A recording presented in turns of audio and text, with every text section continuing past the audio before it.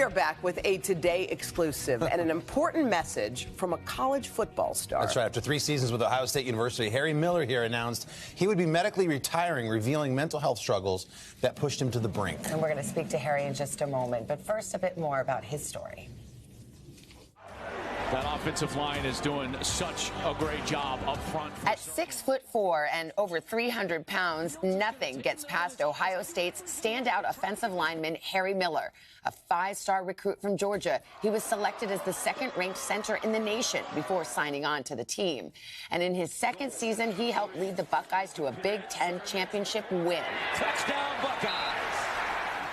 But when Miller rarely took the field last year, many Ohio State fans began asking, what's wrong with Harry Miller? And now Miller is breaking his silence, announcing on social media he is medically retiring from football, writing, prior to the season last year, I told Coach Day of my intention to kill myself. Ohio State University head coach Ryan Day took action, referring Miller to mental health experts.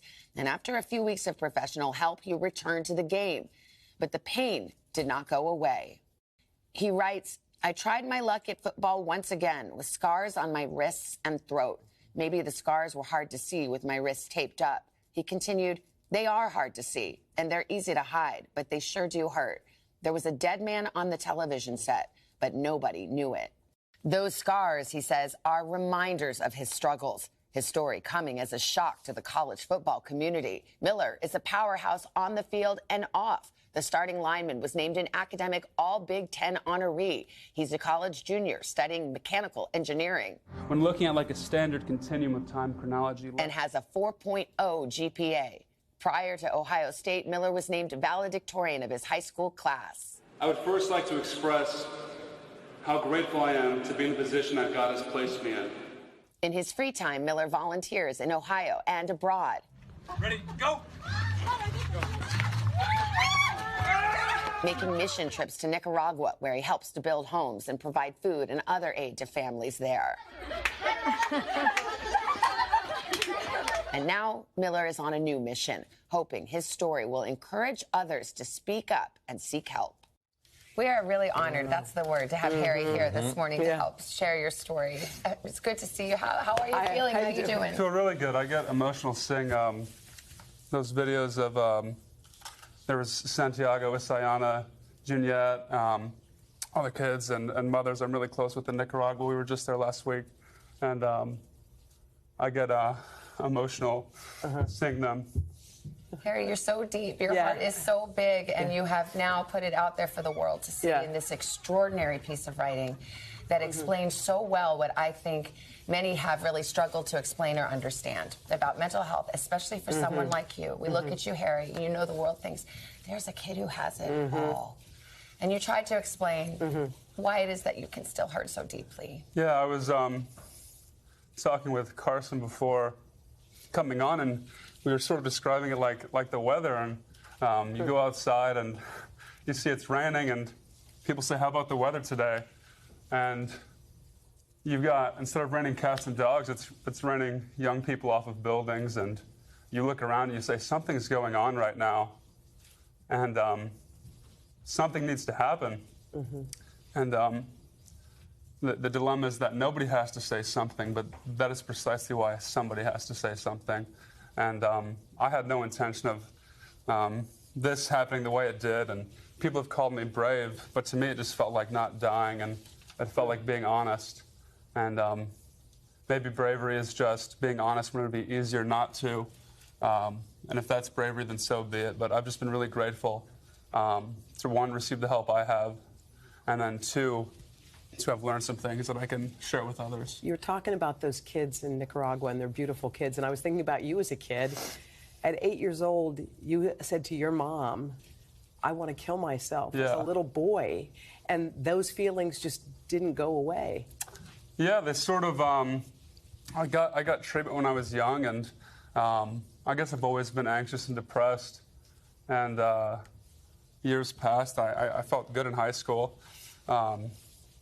Got to college, and it's just sort of difficult. You've got these young people being thrusted under these bright lights, and as a student athlete, it's you play a game, it's a hard game, perhaps you made a lot of mistakes, and people will send you messages saying, transfer, you suck. Some people get death threats that I know on the team, and I'm trying to text my mom. That's the first thing I see, and then you can't worry about it too much because you've got an exam the next day, and you have that for weeks and then months, and by the end of the semester, and you're like, what is happening right now? And it just breaks my heart. While I was going through my therapy, I was seeing stories of Miss Americas and athletes all over the board, and I just kept thinking, if somebody would just say something, and I'm just really grateful that I was able to have received the care and love and affection that I did, so that I could. What's really great about this story, Harry, is that you're here. We'd be covering this story, and we have before so many times without you being here. You would have been reduced, as you wrote, to being initials on the back of the Buckeye helmet. And you were okay with that at the time. But you're not, and you're here. And I think for people watching this, or people who will see this, and you and I both, we've talked about this, there's so many millions of people suffering in silence. Yeah. When you were on the brink, talk to somebody watching this right now, and you know exactly how they feel. Yeah. You had Coach Day. I know you turned to Coach Day, but shine some light on them to help them so they can still be around for their part of their story. Yeah, is there a camera? Yeah. Look at? Yeah, right there. And it's so hard. I realized the weight of words when you're preparing to not be able to say words anymore. You realize how important your words are, and even now they feel so clumsy. Speaking about it now, and I would just say, hope is just pretending to believe in something until one day you don't have to pretend anymore. And right now, you have all the logic, all the rationale in the world to give up on it. But I would just ask, pretend for a little bit, and then one day you won't have to pretend anymore, and you'll be happy. And I'm just so grateful. And we had a crazy debacle trying to get back from Nicaragua. We flew in, and I sat next to this mother named Sadie and a beautiful boy named Ivan. And it shattered me because I realized how easily I would have given that up. And I'm just so grateful. And I would just ask to keep pretending, and then one day you won't have to, and you'll be so glad that you did. And that's the only advice I think I could muster. Powerful words. Harry, you have so much to give this world. You just did it in those moments. You clearly have a heart for service and helping others.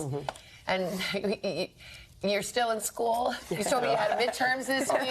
Yeah. Okay, that's heavy. Professors, don't hold it on. No, be nice to Harry. Maybe you could help the National Collegiate Association, or whoever it is, on a national level help, because the lights are so bright. I think of Katie Meyer at Stanford, the goalkeeper. Yeah. Like you said, like 100,000 people one day, and the next day you have to sit in class and take a test. Like, that's a lot. People aren't equipped for that. Maybe that's your calling now. Maybe God's saying, hey man, like, you're going to save like a lot of lives. Yeah, who knows? Yep. Yesterday, I think I got scammed by a guy dressed in monk's clothing. So either I'm down. You got the bracelet? Either I'm. Yeah. Welcome to New York, bro. Either I'm down $5, or I should be expecting total enlightenment in about 3 hours. So wish me luck. I know. Everybody cross your fingers. People don't usually come to the Today Show for enlightenment, but I think you've given us some enlightenment. I hope so. Definitely. You really have. You can feel it. You can really feel it. What a door you've walked through.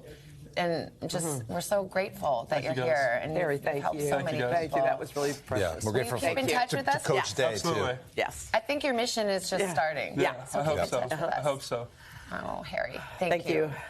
Thank you. Appreciate it, Harry. An important reminder, if you know somebody who is in crisis, you can call the National Suicide Prevention Lifeline. As you see there, the number is on the screen, or you can text HOME to 741-741 to reach the text line as well. You're the man, Harry. Thanks, bro. Thanks, Harry. Thank you, guys. Harry, Okay. what an honor.